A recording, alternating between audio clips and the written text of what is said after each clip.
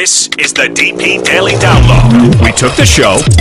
We're just chopping it up. Gave you the best parts. The best we could do is this. And it's available now at podcast1.com and on the DP Show app. Today on the DP Daily Download, the former Patriot Drew Bledsoe talks about the Tony Romo situation.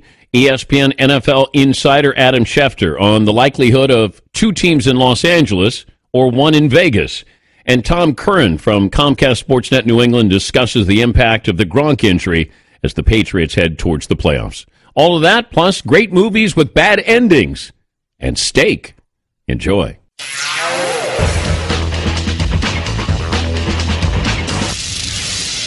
I finished Bad Moms yesterday.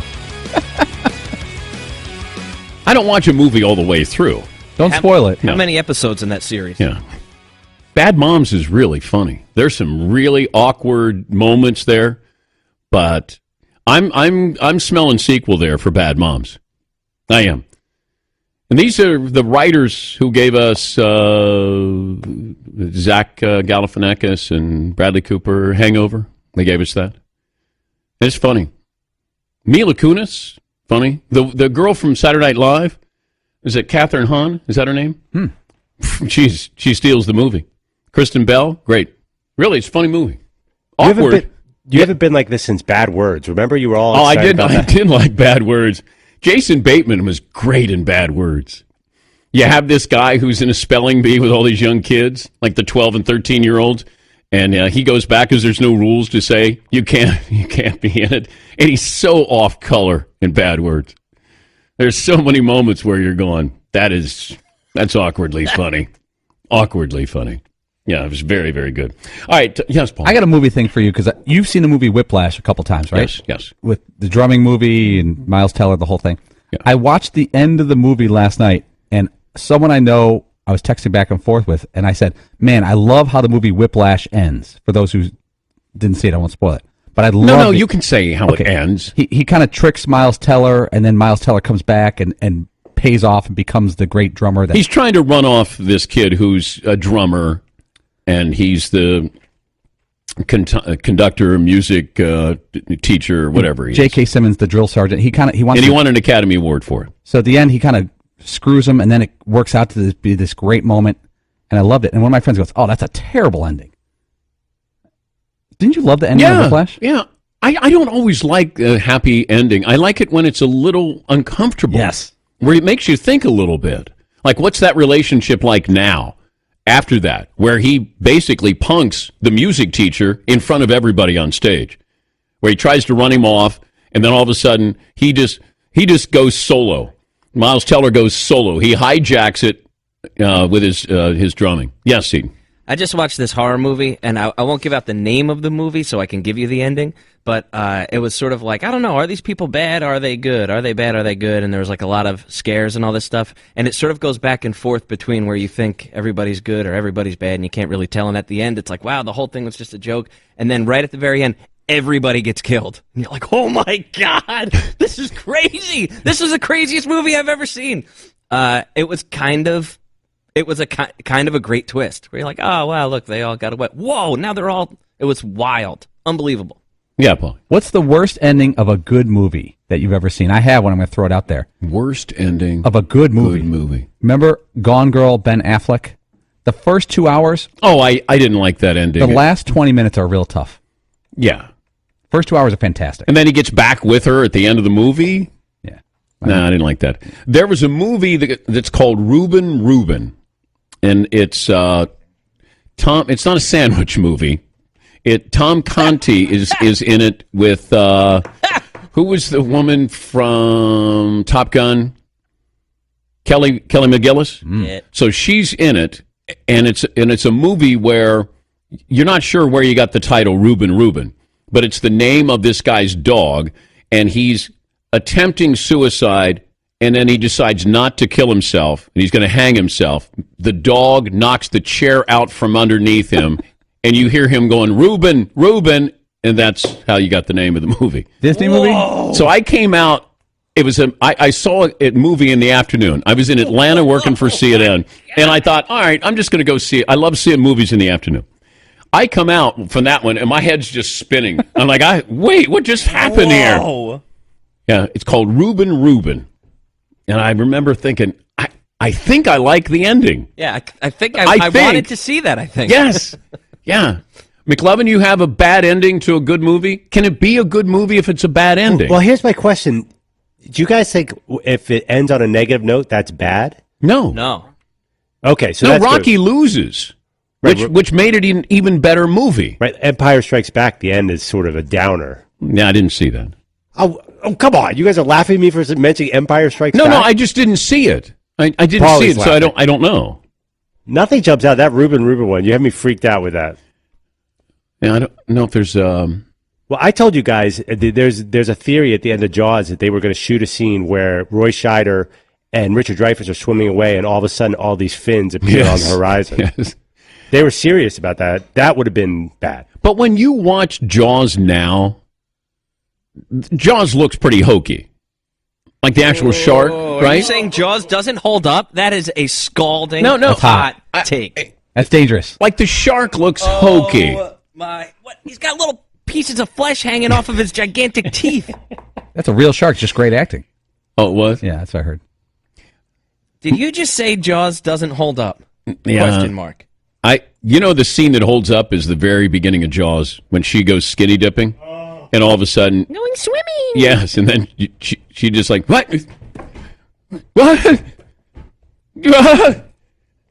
and then gone. My favorite scene in Jaws. Pipit. Is it Pippin. oh no. Pippen's not coming No, back. Pippen's not coming They back. just show the log, the piece of wood floating Yeah. that he was chasing the stick. Yeah, that one's not good. Pipit. No, I don't want to see any harm to animals there. I think it's when the leg comes floating down to the bottom of the ocean there. Yes, McLevin. I like the scene where they're talking about their worst injuries in the boat the night before the big attack. Remember, it's like, Oh, yeah. that scene was awesome. USS Indianapolis. A great guy. Yeah. But he was also in The Sting. Yes. What a run. Robert Shaw. But he gets that's a tragic ending there. If you're going to die in a movie, when Jaws goes onto the boat and gets him, has a little appetizer. Poll options there, McLevin. Okay. By the way, that's a typical dinner conversation here for us, where we start out with something, and then all of a sudden we're on to something, and then we go, how did we get here? Yes. Okay. Yes. There are two Final Four options. Who will make it as the fourth team if Washington loses, with Wisconsin, Penn State, and Michigan being the choices, I would think. Mm-hmm. But a better question, who do you want to see as the fourth team? Washington, Michigan, Wisconsin, Penn State. Who would you want to see in the Final Four? I'm assuming Clemson beats Virginia Tech. Okay. I'm looking at Oklahoma as a 14.5-point favorite against Oklahoma State. Alabama's a 21-point favorite against Florida. Do we care about these games this weekend? I care about Colorado and Washington tonight because of the implications there, ramifications. I think most people are rooting for, even though Penn State's won 8 in a row, Wisconsin's won 7 in a row? 7, yep. These teams are playing well now when you're supposed to get this reward, whereas Michigan's lost 2 of their last 3. Granted, one's at Ohio State in overtime. I get it, but you lost at Iowa, too. I think most people want to see Michigan again, but they want to see Michigan and Ohio State. I would say most TV programmers would like to see Michigan and Ohio State. Part 2. What other poll question you got there, McLevin? Okay, off Drew Bledsoe, and this might be totally unfair. Would you rather be a backup on a Super Bowl winning team or the starting quarterback on a 6-10 team in the NFL? I'd rather be a starting quarterback. I want to play. Yeah, I want to play. Put me in, coach. I'm ready to play. I think is somebody going to be the back? You guys want to be the backup quarterback? Can we expand that to, would you want to be a career backup who wins a Super Bowl ring at some point in his career, or a career starter who never plays in a Super Bowl? So you're going to make way, way, way more money as a career starter. Career starter for 10 years, but you never win a Super Bowl. Career backup for 10 years, like Doug Peterson in Philadelphia. No, I want to be a starter. What if I give you a Bledsoe situation where you get to help in the playoffs a little bit? Can I ask Drew Bledsoe this question? because he was both. All right, he'll join us coming up. By the way, if you're planning on watching a great movie this weekend, I have the perfect TV for you. That Sony 4K HDR TV. Look at you. Yep. Yeah, little product placement there. Look at you. Well, okay. Wait till you guys get your TVs, and then you're going to come in and go, oh, my God, you know what I watched this weekend? If you watched Whiplash on that Sony 4K HDR TV, you're going to actually, there's going to be sweat and blood in your living room. They have a mode for that. Guaranteed. Yes. Sweat and blood. Like you go, honey, we got blood here. Smells Turn like on the gore mode. Smells like Miles Teller. Yeah. Yeah, that's Miles Teller. He's sweating.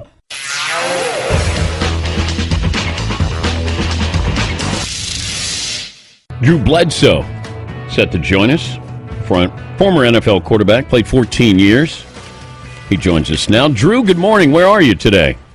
I'm in Foxborough today. We got this big reunion for the 2001 Super Bowl New England Patriots team this weekend. So I'm up here in Foxborough, and then I'm gonna go spend some time pouring wine for some Harvard Club guys here in a little bit. So I'll be way out of my depth. Being a Washington State guy, going to Harvard is a little out of my league.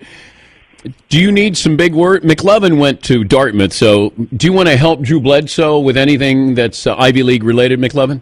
Sure. I didn't get into Harvard. I'm a little bitter about that, but I went to Dartmouth. I can help you out, Drew. I could come up there. I don't really drink wine per se. Well, just send me a list of some fancy words and like an example sentence of how to use them so I can talk good, okay? When you look back on 2001, first thing that comes to mind, aside from winning the Super Bowl, is what? Well, I mean, obviously that year there were a couple of things happening that were one big globally and one big just in my life.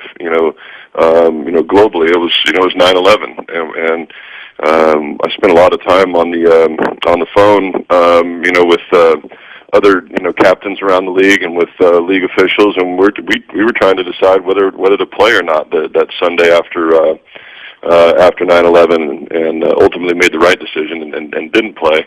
It was a really a crazy time, in the United States with all that was going on with that. And then, and then on a personal level, the first game back after that was when I sustained a pretty serious injury and had to spend some time in the hospital. And obviously after that, this young kid out of Michigan, this Brady kid, came in, and team started playing well. He started playing well, and when I got healthy, my job wasn't there for him anymore. So it was it was a crazy time globally, and also a pretty interesting time in my life. But if you look at your situation, because you did come back and play and throw a touchdown pass against the Steelers in the playoffs to help you guys get to the Super Bowl.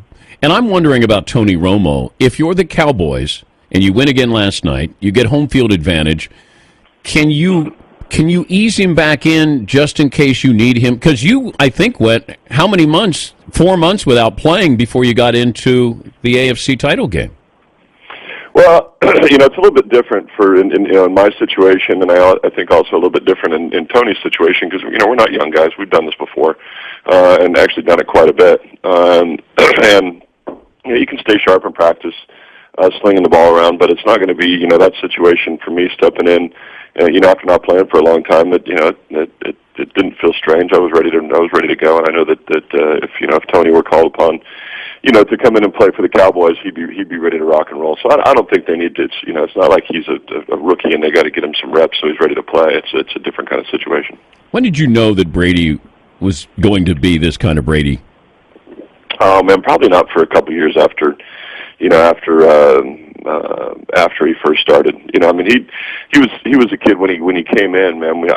Everybody had great affection for him. Just kind of got an infectious personality, and he was over at our house a bunch. And we took care of him, took him in, and took good care of him, and still cheer for him because has done everything right. He's got tremendous character and has done so much right that it makes it easy to cheer for him, even though ultimately he took my job. But I don't think anybody saw him as this one of the all-time greats kind of quarterback for a number of years after that initially happened. But you signed the 10-year extension that same year that you got hurt, right? Is that the timing of that? Yeah, that off season, going into that season, and signed a 10-year extension, and as far as I could tell, as far as anybody else, knew, I was going to finish my career as a Patriot, and we were going to win a bunch of championships, and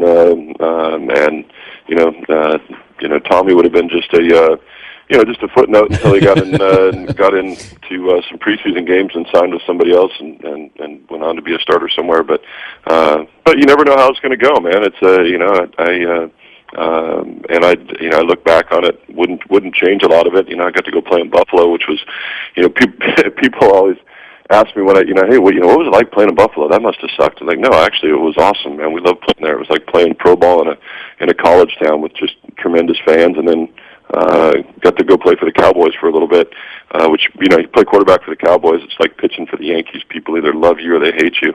Right now, it seems like most people are loving on Dak Prescott, but it certainly is kind of the center of the football universe. So I don't have I don't have a lot of bitterness about it. I got some great experiences after that, and it was a lot of fun. He's the former NFL quarterback, Drew Bledsoe, joining us. If you had one vote for the Hall of Fame, Belichick or Brady? You can't put me on the spot. They're both obviously going to go in the first time they have a chance, so that's not even a fair question, so I'm not even going to answer it. Yeah, it's a fair question. It's a fun question. Come on. Well, so I think one thing that if you wanted to make the case for Bill, you'd look at what he's done when Tom's been hurt. This year Tom was hurt, and then Garoppolo got hurt, and the team was still able to go 3-1. So, you lose your quarterback, your tight end, your left tackle, and you're still able to win NFL games, which, one thing that I tell people all the time, it's hard to win one game in the NFL. I mean, everybody's really, really good. Even the Browns, with all the losses, man, they're close in every game, and a lot of games have been a play or two away. It's hard to win one game, and so, for Belichick to continue to win year in and year out, and even when Tommy's hurt, he still manages to win games. So, he's a pretty remarkable coach. How's the game changed since you played? I'll tell you what, it'd be a lot of fun to play quarterback right now. Yeah. they don't get to hit them anymore, man. I remember, so when Cam Newton was talking earlier this season about some of the hits that he wanted to go talk to the commissioner about, I was like, man, I got about 150 hits I want to go in and show the commissioner. We got to talk, man. That was kind of the mantra. I mean, you remember Al Davis's mantra, and I won't even try to fake his accent, but it was the opposing quarterback must go down, and he must go down hard, and that was kind of how they did it back then, and that's just what it was, and so it's a good time to be playing quarterback. The rules lean in our favor, and they don't get to hit us as much anymore. So that's the biggest change. I do really like the fact that they're making the game safer. I remember sitting over a beer with my brother watching a game one time. We saw one of those hits across the middle, and he looks at me. He goes, they got to change this, or somebody's going to die on the field. The guys are just too big and too fast and too strong, and I'm really happy to see that the way that they're enforcing the rules now that are making the game safer and ultimately making it a good game for the long term, because I don't know if it was going to be long term if they didn't change. Before I let you go, how's the wine doing, and where can people buy this? Yeah, thanks, man. The wine business is going great. We're having a ton of fun with it. We're actually, it's crazy. It seems like we just started this thing, and we're almost 10 years into the business. But it's going great. If people want to find us, you can go to doubleback.com. The Doubleback name, it's not a football term, of course. I grew up in Walla Walla, in this little town where we're making wine, and then after I was done playing, I doubled back and went back home. So if people are trying to remember it, that's how you remember it. And we're in the holiday spirit right now. We just love to spread some holiday cheer, and the way we're doing it this year is if you go buy 6 bottles or more, we'll ship it to you at our cost, just because we're feeling like we're in the Christmas spirit. Paulie, order some wine if you can for us. No problem. Yeah? And I just saw where Forbes said Drew Bledsoe's latest touchdown is a killer Cabernet. Look at you. There we go. Yeah, look at you. I love it. Yeah. I love it. Look at you. I love it. Go Forbes. Yes. Go Forbes, I love it. Yeah, but you know what's going to happen? Brady's going to come out with a wine, too. I don't think he even drinks anymore, man. He's annoying with his diet. Okay, tell me if this is true, though, Drew. And all that stuff, man. There was a time when we used to go have a few brews and have some fun. So, maybe he'll come out with some sort of, healthy, vegan, non-alcoholic wine or something. Ross Tucker said Brady's one of the great beer chuggers that he's ever been around. Can you confirm that? Oh yeah, we used to go have some beers, man. We had a good time. There was one time me and Tommy and Damon Heward and Larry Izzo, we jumped in a bus and drove down in a car down to watch the Yankees playoff game, and we had a few on the way down and on the way back, which was pretty interesting. If you could mix kale into a beer, then maybe Brady could probably have his own signature beer. Something healthy, right? Yeah, something healthy. Kale Ale by Tommy Brady. Yeah, kale, gee, you're onto something there, DP. That's the Kale Ale by Tom Brady. I love it. Hey, it tastes awful. It tastes awful, but it'd be interesting. Have fun this weekend. Always great to talk to you, Drew. Thanks for joining us, bub. Yeah, thanks for having me on. Sorry I couldn't come down and play around in the clubhouse with you today, but I got to go do this Harvard thing. I understand that. Be careful there. Thank you, Drew. That's Drew Bledsoe.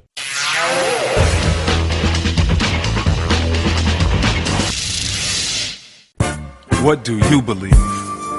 Would you have had the courage of Muhammad Ali to take on the government based on principle? Or could you find the resolve of Tommy Smith and John Carlos and raise your fist in defiance? Would you have been tough enough to hold your sisters down like Billie Jean King? I'm Chris Webber. Join me every Tuesday on my podcast, Fearless or Insane.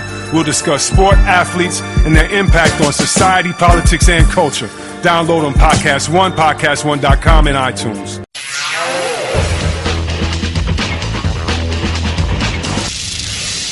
He's Tom E. Curran, Comcast Sportsnet New England, intrepid reporter, peripatetic, covering the Patriots. I didn't see what Belichick had to say this morning in his press conference, but Tom joins us now. Hi, Tom. How are you? Indefatigable, too. Also, Dan. Are you? How are you? I'm great, but, we're calling you with bad news here. With Gronk down and out here, it looks like for the rest of the year.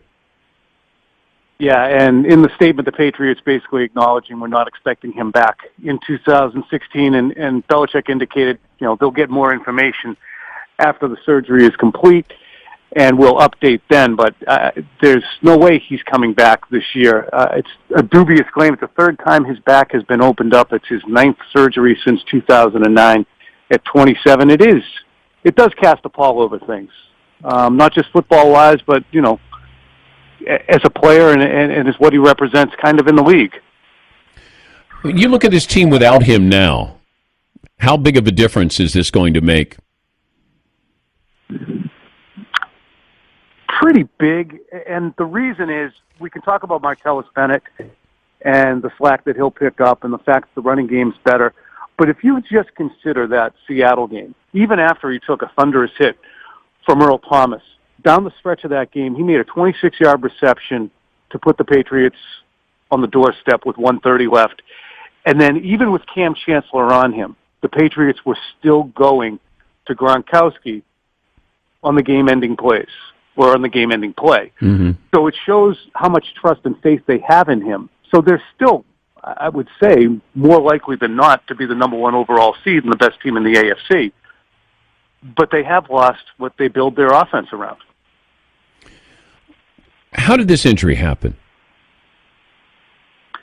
Well, he's got an impaired back anyway, and he got landed on against the Jets, and that's what the Patriots and the Gronkowski family released a statement stating yesterday. Now, there was the need for that statement because Vic Carucci, who's a long-time and respected reporter, tweeted that the injury occurred against Seattle. And I talked to Vic yesterday. I said, well, so you're saying that if it occurred against Seattle, that he had a herniated disc previous to the Jets game and he was on the field practicing last week and then taking the field against the Jets as well with a herniated disc, which seems, given the care that they take, both Gronkowski's family and the Patriots, in making sure this guy's upright, it seemed like a stretch to believe that they would assent to that. Well, so is the family upset? Is the family upset with anybody, the Patriots here, that Gronk played this past week? Not yet established. I don't know why they would be. I mean, he had what was called a pulmonary contusion, basically an an organ bruise after the hit from Earl Thomas. He took a week off. He was cleared to play medically and by independent people, so they put him on the field. But here's them simply even putting out a statement jointly with the Gronkowskis is so far afield, but it did happen earlier last year. It happened after his knee injury. So there is so much care and feeding and maintenance of not just Gronk, but Gronk Inc. and, Gordy Gronkowski. And it's a very well-educated group that they're dealing with because all the kids have played in the NFL. And they understand that this is an injury-prone kid whose livelihood and ability to walk even hinge on how he is used on the football field. And it's not going away. This has been a concern for them since he was 20 years old. Do you still consider New England the favorite? Kinda. Defense is kind of shaky. Kinda. Sorta. That's hard-hitting reporting right there. He gives it to you straight. So when you look at them, they still have Belichick and Brady, so that's the great equalizer. Oakland has to close with games, I believe, at Kansas City and at Denver, and maybe at the Chargers. I got to check that, but they have a hellacious stretch. I wouldn't be surprised if Kansas City ends up winning that division, and I'm not looking at Andy Reid and Alex Smith as that daunting if they come to New England. The Patriots handled them pretty easily last year. They're a better team heading toward the playoffs than they were in 2015, and they were just, a 2-point conversion away from going, despite the fact that team wasn't that hot that day. And Belichick didn't say... I'm sorry, Tom. I was going to say, how's everybody there? You seem subdued. I seem subdued? What's going on there? No, you don't seem yourself. Well, this is a downer. I'm talking about Gronk. He's done for the year. I'd like to see Gronk play again. Be nice to have the Patriots, well represented. That's all. We're grilling steaks here during the show. Everything's good. Fritzy's not here. Everybody's in a good mood, Tom.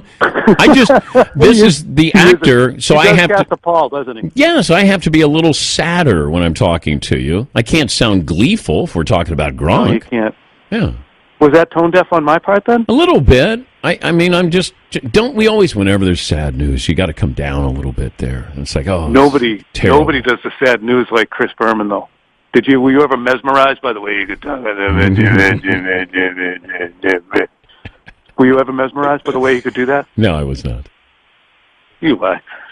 No, but Chris will always, after a sad story, he'll go, We'll be back after this. That's exactly right. We'll be back after this. The Jaws? Yeah, Raiders. So that's it. Everybody's in a good mood. Festive, opened up December, great mood. Got steaks on the grill, and we got beers chilling. We're good. And then Gronk wrenched his back and ruined everything. Yeah. Here's the interesting thing. Before just one other aspect of this to watch. The Patriots have such great control over Gronk business-wise that this could not have happened at a worse time for him, because they just picked up the back end of his 6-year, $54 million contract, which pays him $4.25 million in salary next year, then $8 million and $9 million, way under what everybody else is going to be making. Very easy to afford under the cap. So watch for that zit coming to a head. And I thought it was insensitive that you said the back end of his deal, the emphasis on back. Well done, Tom. Well done.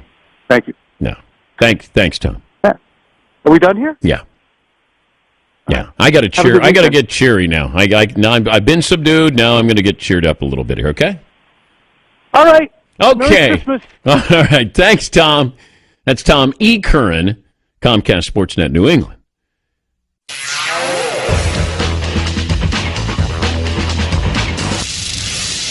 Adam Schefter, Michigan alum, joining us. How are you, Adam?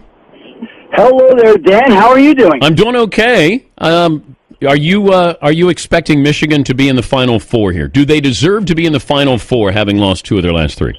Well, will they be and will they deserve to be are 2 entirely different things. Okay, there was a video that was sent to me the other night, and I hate when people complain about officiating and use excuses. I'm just saying, someone from my school, one of my college fraternity brothers, sent me a video that was a 3-minute video of Ohio State penalties strung together with the fact that these officials were from Ohio and avowed Ohio State fans, with them patting the Ohio State players on the butts during the game like good play. I'm watching this video in amazement. Like, it looks like it's almost made up because it can't be real. Like, it was incredible. I sent it to Rich Eisen to take a look at, and he sent me back his podcast that he talked about. Okay, I wanted him to see the video because the video was so startling, you know, and it was jarring to watch all this. Yeah, dude, I don't think they'll make it, no, but look, there'll be plenty of good seasons ahead, and hopefully they could bounce back in another year. I'm not expecting them to make it, Dan.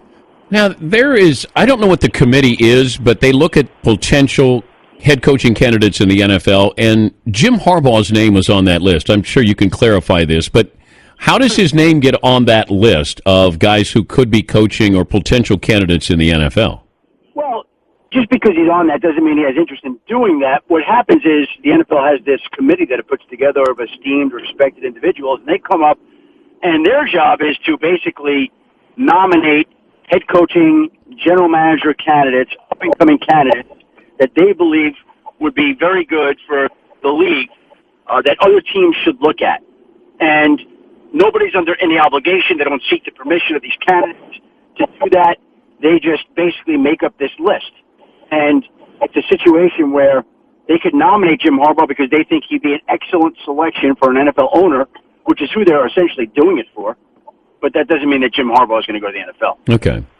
The big story, the headline maker, is Rob Gronkowski out with back surgery today. Now, is he done, even if they get to the Super Bowl? I cannot imagine that he plays again this season. I think he's done for the season.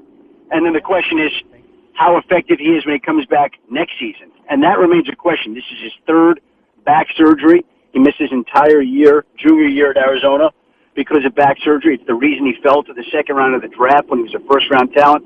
He was 27. And backs are unpredictable and temperamental. Nobody knows how anybody's back is going to react after a third surgery playing the brand and style of football that Rob Gronkowski does. So, to me, yeah, he's done for the season. He won't be back even if they make it to the Super Bowl. And then the question is, how healthy is he next season and beyond? Yeah, he's going to be an old 28 come next season. The Chargers with Los Angeles, and I think they have till January 15th if they want to decide to opt out of that or opt into Los Angeles. Is this bargaining? Is it leaked on purpose to Jim Trotter of the mothership that this is what the Chargers are going to do? Or do you think that that's where they're going, Los Angeles? I know people think that there are motives all the time behind stories, and as somebody who traffics in that world, I just think that that's cynical, jaded, and maybe sometimes accurate, but not in this particular case. I know that Jim was talking to various people, has been talking to various people. He lives in San Diego. He's very connected to that situation. I spoke to Jim for a while yesterday, and my understanding from speaking to him and speaking to others is that barring anything unforeseen, that San Diego plans to relocate to Los Angeles for next season, and the same is true of the Raiders with Las Vegas. You know, everybody keeps talking about the fact that Oakland is trying to do something for Mark Davis. Mark Davis, say what you want about him, is very, very loyal, and he has given Las Vegas his word that if it would build him a stadium and do what it has said it would, that he would come. And to me, the Raiders are going to Las Vegas pending the approval of the league. Now, that's another issue and situation because I don't think everybody in the NFL office is too enthralled with that idea, even though it's gained increasing momentum among certain NFL owners. I think there are certain people that are resistant to this idea still, so there could be a little bit of a fight behind the scenes, but make no mistake about it, Mark Davis wants to and intends to take his team to Las Vegas. That's not leveraging. More likely to have a team in Las Vegas or two in Los Angeles? I think both are going to happen, Dan. I think both are on their way to happening. I will be surprised if both don't happen. Well, I saw Adam Schefter is joining us, of course, from the mothership, but you've added another job title. You're now an NBA insider? Well, I wanted to be the official griller for you on the back porch, but they would not give that to me. I wanted to be able to cut the meat for you. And that was something they could not get done for me. So failing that, I decided to take on this new role. It's something actually that my boss and good friend Seth Markman floated to me. He's like, hey, how'd you like to do some sidelines for some NBA games? And make no mistake about it, the people that we have who do that job are tremendous. You know, Doris Burke and Jay Adonde and Mark Stein and Mark Jones, all those people, they do a great job. I'm not looking to infringe upon their job in any way, shape, or form, nor could I. All I'm looking for, Dan, is my job, which I love to death and wouldn't trade for anything, is so intensive and so relentless that it never lets up.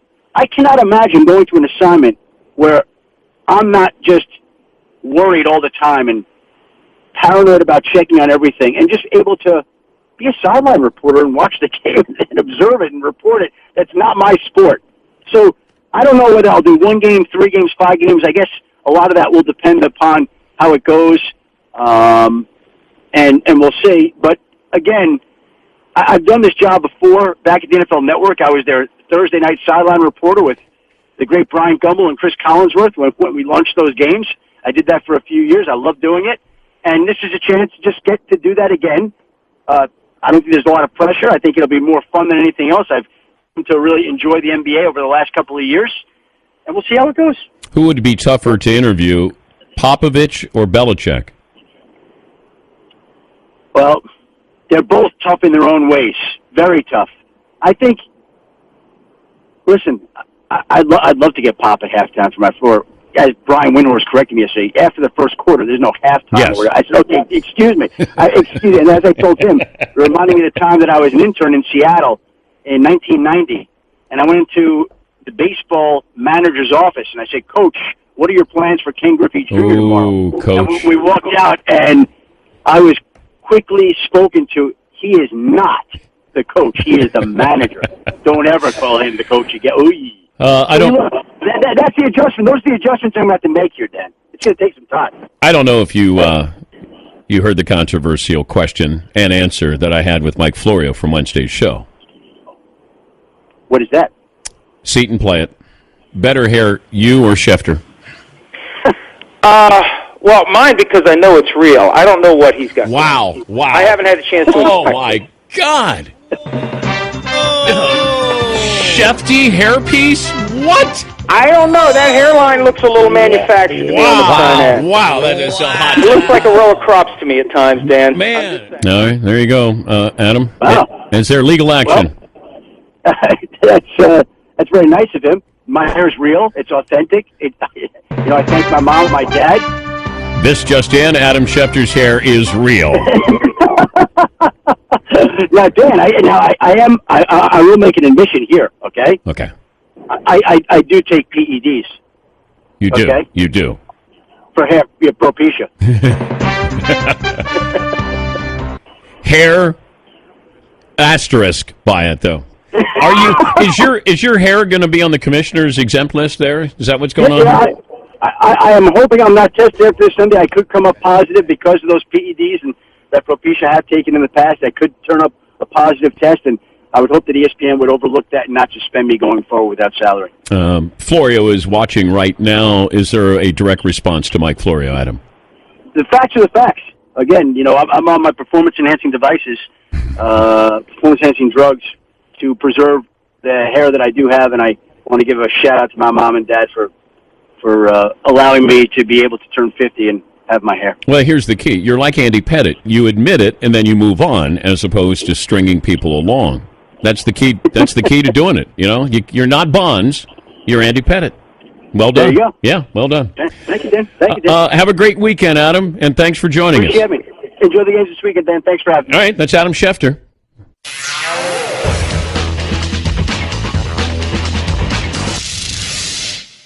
Oh, I send this out to the memory of my mom. She planned out everything with her funeral, what she was wearing, the flowers, everything, and she did ask me, when I do die, could you end the show with me on a Friday?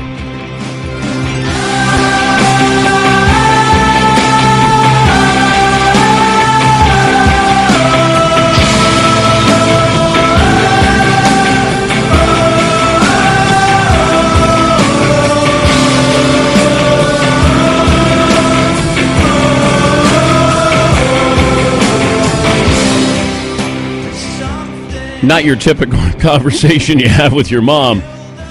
When I die, it'd be nice if I got to do the arcade fire. I said, okay, Mom, we'll get you in there, the arcade fire. Let's go have some beers. No. Yeah, boy. She also left a note to tell Fritzy to stop being soft and get back to work. She left that a couple years ago. I still love the fact that every time she came to the man cave, she brought McLovin a comb. Every time. And she said, comb your hair. Once in a while, she'd say, your hair is looking much nicer, Andrew. Sort of a backhanded compliment that it didn't look good, but now it looks better than it did before. Yeah, Paul. I mentioned this in the box the other day. I wanted to bring it up to you. I hadn't thought about it until your mom passed away. You get a lot of your, I don't know if I'm going to use the word humor, but guts on air, I think, from your mom. Your mom, in conversation, I've known your mom since '02. She's not afraid to talk to some people, not afraid to give her opinion, and not afraid to jab a little bit. Yeah. But not mean, just, I would say, honest and not jabbing in a negative way. Like, hey, she'll say it. If it's obvious, she'll say it. She'll call people out. And I always thought about it. I think you picked up a lot of that in your broadcasting career. She would say what was on her mind. And there'd be times when I'd say, Mom, you shouldn't say that. Well, that's how I feel. And I go, okay, but you don't have to. Like my son's ex-girlfriend, she'd have a comment on who he was dating. And I'd say, Mom, it's none of your business. Well, I think you should know how I feel. I go, no, that's not how it works, Mom. I said, what if everybody was honest with you, what they thought about you? Well, they can bring it on. And I go, no, they bring it on? What do you do? You're going to have a battle here?